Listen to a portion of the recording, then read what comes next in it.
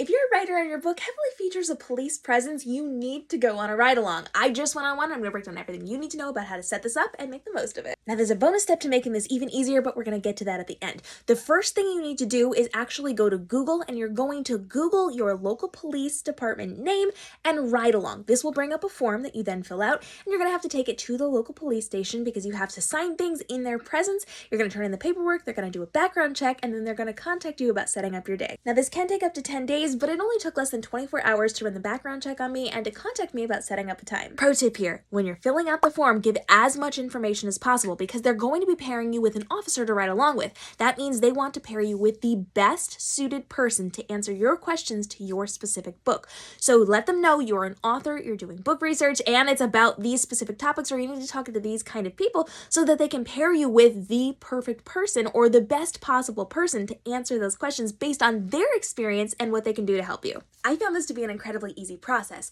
Now, once I had turned in my forms, I was emailing back and forth with the person setting it up, and I was very, very specific on what I needed from information from the officer I would be writing with.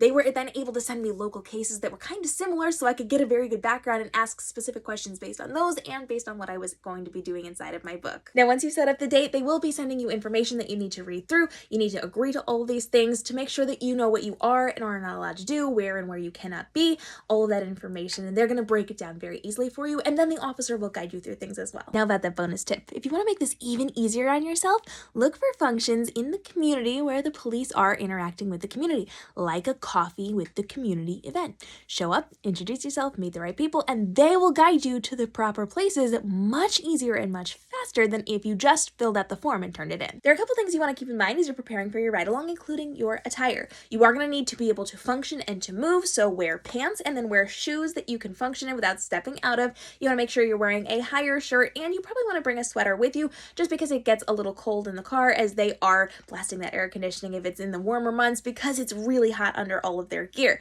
You also want to make sure that you have a notebook and a pen to write with and multiple pens to write with. You are not allowed to bring recording devices, so your phones can't be there. You can't take notes on your phone. So have something to write with and make sure you know what you are going to be discussing with them. Also bring a bottle of water because you will be in a car for several hours. If you're worried about what to expect, let me break it down for you a little bit. The officer you're writing with will tell you when you can and cannot get out of the car. So there will be certain scenes that you can go and follow along and listen quietly behind them. There will also be situations where you're not allowed to get out of the car and you will be able to wait inside of the car with specific instructions from the officer. So no matter what happens, the person that you're with is going to make sure that you are safe and you are getting the best information possible. All you have to do is quietly listen and follow along with those rules, and you will have an exceptional experience. Now, I highly recommend asking the officer for stories.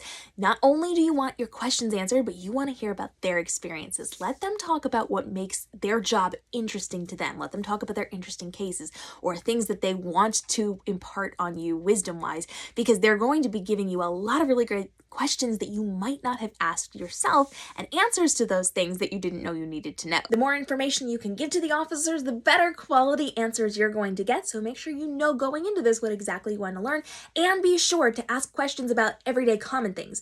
What's happening in the car? What is this device? What is this handle for? How do you work the sirens? What's going on in the back of the vehicle? Ask questions about their uniform and the things that they do on the daily. So ask those environmental questions because that's really going to fill out your book as well. I highly recommend doing a ride-along if you have a police presence in your book at all because it's really fun. It's really exciting to learn these different things, and it's a good opportunity for you to get the environmental aspects for your book. If you're world building or if you're character creating, this is going to be a major step to making sure you are authentically writing this inside of your story, whether it's focused on an officer or they are secondary characters inside of your story. This is one I do not recommend skipping. It is highly worth the conversation. Drop your questions below, and if I don't have the answers, I have the officers who do here on the platform, and they'll answer them for you.